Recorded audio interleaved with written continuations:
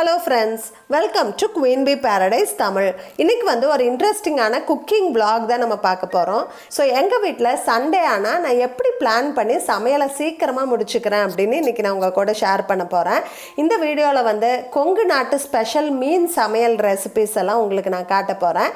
அது மட்டும் இல்ல அங்கங்க கொஞ்சம் கிச்சன் டிப்ஸும் ஆட் பண்ணியிருக்கிறேன். ஸோ வீடியோவை ஸ்கிப் பண்ணாம முழுசா பாருங்க.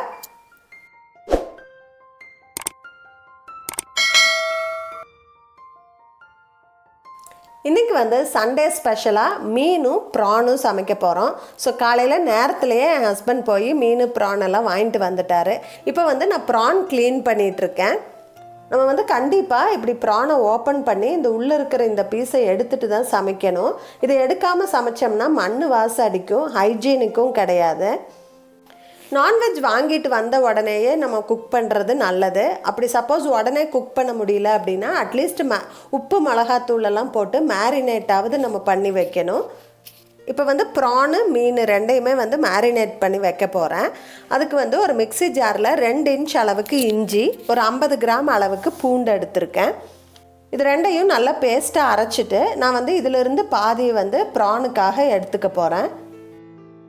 இப்போ மீதி இருக்கிற இஞ்சி பூண்டில் வந்து நம்ம மீன் வறுவலுக்காக மசாலா ரெடி பண்ண போகிறோம். இதில் வந்து 1 டீஸ்பூன் அளவுக்கு மஞ்சள் தூள், 1 டேபிள் ஸ்பூன் அளவுக்கு மிளகாய் தூள், 2 டேபிள் ஸ்பூன் அளவுக்கு மல்லித்தூள், தேவையான அளவு உப்பு, 3 டேபிள் ஸ்பூன் அளவுக்கு கார்ன்ஃப்ளவர்,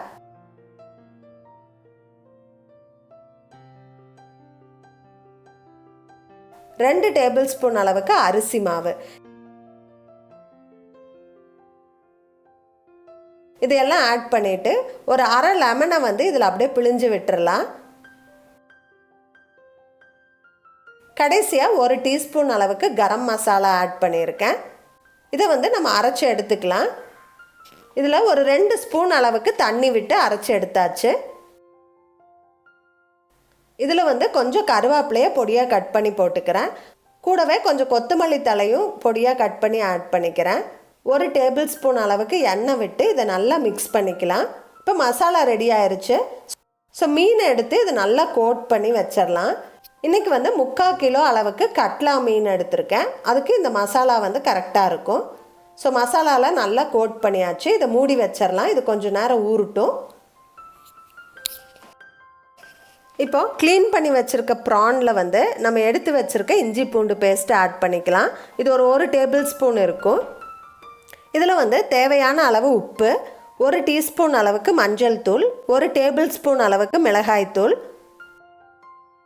1 டேபிள் ஸ்பூன் அளவுக்கு மல்லித்தூள், 1 டீஸ்பூன் கரம் மசாலா, கொஞ்சமாக லெமன் ஜூஸ் ஆட் பண்ணிக்கலாம். இதை வந்து நல்லா மிக்ஸ் பண்ணிடலாம். இப்போது ப்ரானு மீன் எல்லாம் மேரினேட் பண்ணும்போது ஒரே ஒரு விஷயம் மட்டும் ஞாபகம் வச்சுக்கோங்க. நம்ம சிக்கன் மேரினேட் பண்ணுற மாதிரி இதில் வந்து தயிர் சேர்க்கக்கூடாது. மீன் வெரைட்டியும் தயிரும் வந்து ராங் காம்பினேஷன், அது உடம்புக்கு ஒத்துக்காதுன்னு சொல்கிறாங்க. ஸோ இதை க்ளோஸ் பண்ணி வச்சிடலாம். இதுவும் கொஞ்சம் நேரம் ஊறட்டும். இப்போ வந்து மீன் குழம்பு பண்ண ஸ்டார்ட் பண்ணிடலாம். காலையில் பிரேக்ஃபாஸ்ட்டுக்கு தோசை மீன் குழம்பு. ஃபஸ்ட்டு மீன் குழம்புக்கு ஒரு மசாலா ரெடி பண்ணிக்கலாம். அதுக்கு ஒரு கடாயில் 1 டேபிள் ஸ்பூன் அளவுக்கு எண்ணெய் விட்டுக்கணும். 1.5 இன்ச் அளவுக்கு இஞ்சி, 10லேருந்து 15 பூண்டு, 30 சின்ன வெங்காயம் இதெல்லாம் ஆட் பண்ணி ஓரளவு வதங்கினதுக்கு அப்புறமா 1 டேபிள் ஸ்பூன் சீரகம், 1 டேபிள் ஸ்பூன் பெப்பர் ரெண்டையும் ஆட் பண்ணிக்கலாம். இது எல்லாமே சேர்ந்து நல்லா வதங்கிருச்சு. இப்போ நம்ம மசாலா பொடியெல்லாம் ஆட் பண்ணிக்கலாம். 1 டேபிள் ஸ்பூன் மிளகாய் தூள், 1 டீஸ்பூன் மஞ்சள் தூள், 6லேருந்து 7 டீஸ்பூன் மல்லித்தூள் ஆட் பண்ணிக்கணும். மல்லித்தூள் அதிகமாக இருந்தால் தான் குழம்பு நல்லா திக்காக வரும். இப்போ இது எல்லாமே எண்ணெயில் நல்லா ஃப்ரை ஆயிடுச்சு. இப்போ ஸ்டவ் ஆஃப் பண்ணிவிட்டு இதை ஆற விட்டுறலாம். இது ஆறுறதுக்குள்ளே நம்ம குழம்பு தாளித்து விட்டுறலாம். ஒரு பெரிய கடாயில் 1 டேபிள் ஸ்பூன் நல்லெண்ணெய் விட்டுருக்கேன். ஒரு அரை டீஸ்பூன் வெந்தயம் ஆட் பண்ணிக்கிறேன். 1 பச்சை மிளகாய், 2 வரமிளகாய் ஆட் பண்ணிக்கிறேன். ஒரு பெரிய வெங்காயத்தை கட் பண்ணி ஆட் பண்ணிக்கிறேன். கூடவே கொஞ்சம் கருவேப்பிலை ஆட் பண்ணிக்கலாம். வெங்காயம் நல்லா வதங்கினதுக்கப்புறமா ஒரு பெரிய தக்காளியை பொடியாக நறுக்கி இதில் ஆட் பண்ணிக்கிறேன். தக்காளி சீக்கிரமாக வதங்கிறதுக்காக கொஞ்சம் மஞ்சள் பொடி ஆட் பண்ணிக்கலாம். ஸோ இப்போ இது எல்லாமே சேர்ந்து நல்லா வதங்கிருச்சு. இதில் வந்து ஒரு எலுமிச்சம்பழ சைஸ் புளியை வந்து ஊற வச்சு கரைச்சி வச்சுருக்கேன். அந்த புளி தண்ணியை ஆட் பண்ணிக்கிறேன்.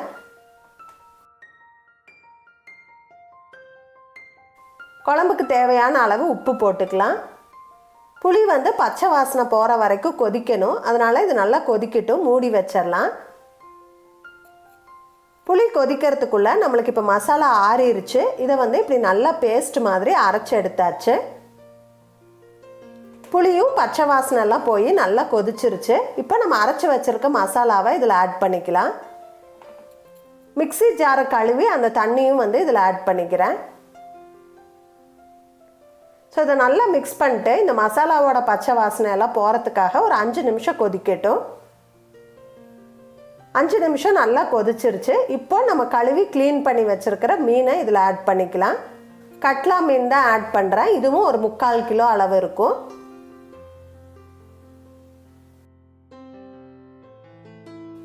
ஸோ மீனெல்லாம் ஆட் பண்ணதுக்கப்புறமா ரொம்ப கலக்கக்கூடாது, அப்படியே மூடி வச்சிடலாம். அது கொதிக்கட்டும்.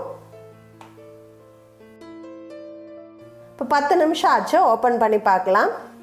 மீனெல்லாம் சூப்பராக வெந்திருக்கு. குழம்போட வாசனையாக அவ்வளோ சூப்பராக இருக்குது. இந்த மீன் குழம்பு வந்து எங்கள் அம்மாவோட ரெசிபி. ரொம்ப ரொம்ப டேஸ்ட்டாக இருக்கும். கோயம்புத்தூர் ஸ்டைல் மீன் குழம்பு கண்டிப்பாக ட்ரை பண்ணி பாருங்கள். இது இட்லி, தோசை, ரைஸ் எல்லாத்துக்குமே ரொம்ப ரொம்ப சூப்பரான ஒரு சைட் டிஷ்ஷு. கண்டிப்பாக ட்ரை பண்ணி பாருங்கள். இன்றைக்கி வந்து காலையில் நாங்கள் இந்த மீன் குழம்பு தோசை கூட சாப்பிட்டோம். ரொம்ப ரொம்ப பிரமாதமாக இருந்தது. குழம்பு கொதிக்கும் போதே பேரலாக நான் வந்து தோசையும் ரெடி பண்ணிட்டேன். ஸோ பிரேக்ஃபாஸ்ட் வேலை முடிஞ்சிச்சு. ஸோ பிரேக்ஃபாஸ்ட் முடிச்சுட்டு கொஞ்சம் நேரம் ரெஸ்ட் எடுத்துகிட்டு இப்போ வந்து இமீடியட்டாக நான் லஞ்சு சமைக்கிறதுக்கு வந்துட்டேன். 12 மணிக்குள்ளே பிரேக்ஃபாஸ்ட் லஞ்சு ரெண்டுமே சமைச்சிட்டா நம்மளுக்குன்னு கொஞ்சம் ஃப்ரீ டைம் கிடைக்கும். 3 பர்னர் ஸ்டவ்வில் 1 பர்னரில் ரைஸ் வச்சுட்டேன். இப்போ வந்து ப்ரான் ஃப்ரை பண்ண போகிறேன். அதுக்கு ஒரு கடாயில் 1 டேபிள் ஸ்பூன் எண்ணெய் விட்டு, எண்ணெய் சூடானதும் ஒரு 2-3 பூண்டை வந்து அதில் தட்டி போட்டுக்கிறேன்.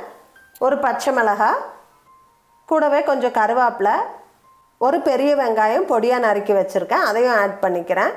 இது ஓரளவு வதங்கினதுக்கப்புறமா ஒரு தக்காளியை பொடியாக நறுக்கி வச்சுருக்கேன், அதை ஆட் பண்ணிக்கிறேன். ஸோ இதெல்லாம் சீக்கிரமாக வதங்கிறதுக்காக கொஞ்சமாக மஞ்சள் பொடியும் கொஞ்சமாக உப்பும் ஆட் பண்ணிக்கிறேன். உப்பு வந்து நம்ம ப்ரான் மேரினேட் பண்ணும்போதே ஆட் பண்ணியிருக்கோம். ஸோ பார்த்து கவனமாக ஆட் பண்ணிக்கணும். ஸோ இதெல்லாம் இப்போ நல்லா வதங்கிருச்சு. இப்போ நம்ம மேரினேட் பண்ணி வச்சுருக்க ப்ரான் ஆட் பண்ணிக்கலாம்.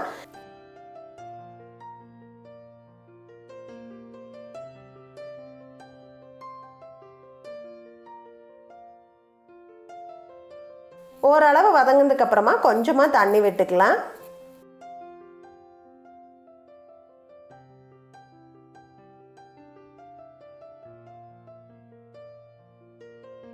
ஸோ இது வேகட்டும். இது மூடி வச்சிடலாம். சைடில் வந்து ஆயில் ஹீட் ஆயிருச்சு.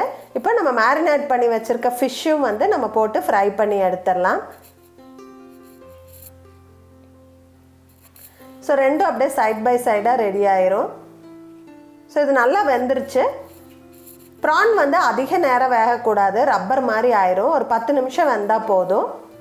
ஸோ ப்ரான் ரெடி ஆயிடுச்சு. கடைசியாக கொஞ்சம் கொத்தமல்லி தழை தூவி நம்ம இறக்கிக்கலாம். இப்போ இந்த மீனை வந்து நான் பெரிய பர்னருக்கு மாற்றி வச்சிட்றேன். பேரலாக ரைஸும் வந்து விசில் வந்துருச்சு, ஆஃப் பண்ணியாச்சு. ஸோ மீனெல்லாம் வந்து பேட்சாக போட்டு பொரிச்சு எடுத்தாச்சு. இப்போ பார்த்தீங்கன்னா 12 மணிக்குள்ளே எனக்கு சமையலை முடிஞ்சிருச்சு. இன்றைக்கி லன்ச் பார்த்தீங்கன்னா ஆவி பறக்க சுட சுட ரைஸு, கூடவே மீன் குழம்பு, மீன் வறுவல், அப்புறம் ப்ரான் ஃப்ரை.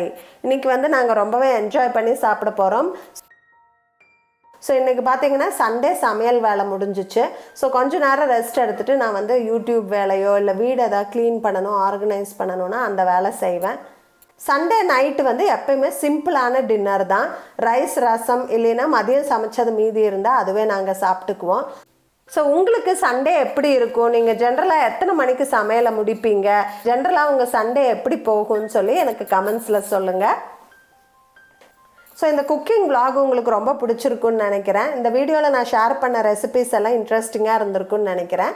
இந்த வீடியோ பிடிச்சிருந்தா எனக்கு ஒரு லைக் கொடுங்க, உங்கள் ஃப்ரெண்ட்ஸ் அண்ட் ஃபேமிலி கூட ஷேர் பண்ணிக்கோங்க. மறக்காமல் நம்ம குயின் பி பேரடைஸ் தமிழ் சேனலை சப்ஸ்கிரைப் பண்ணிடுங்க. தேங்க்ஸ் ஃபார் வாட்சிங். Bye by.